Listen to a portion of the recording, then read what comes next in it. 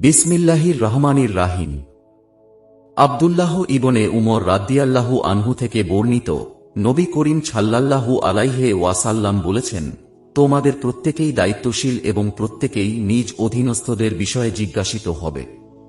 ইমাম, শাসক একজন দায়িত্বশীল, কাজেই সে আপন অধীনস্থদের বিষয়ে জিজ্ঞাসিত হবে। একজন পুরুষ তার পরিবার পরিজনদের দায়িত্বশীল, কাজেই সে আপন অধীনস্থদের বিষয়ে জিজ্ঞাসিত হবে। স্ত্রী তার স্বামীর ঘরের দায়িত্বশীল, কাজেই সে আপন অধীনস্থদের বিষয়ে জিজ্ঞাসিত হবে। আর গুলাম আপন মনিবের সম্পদের রক্ষণাবেক্ষণকারী, কাজেই সে বিষয়ে জিজ্ঞাসিত হবে। আব্দুল্লাহ ইবনে উমর রাদিয়াল্লাহু আনহু বলেন, আমি নবী করিম সাল্লাল্লাহু আলাইহি ওয়াসাল্লাম থেকে এদের সম্পর্কে নিশ্চিতভাবেই শুনেছি।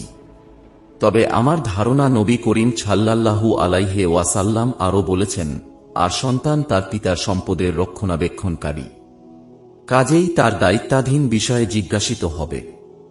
মোট কথা, তোমাদের প্রত্যেকেই দায়িত্বশীল, কাজেই প্রত্যেকেই আপন অধীনস্থদের বিষয়ে জিজ্ঞাসিত হবে।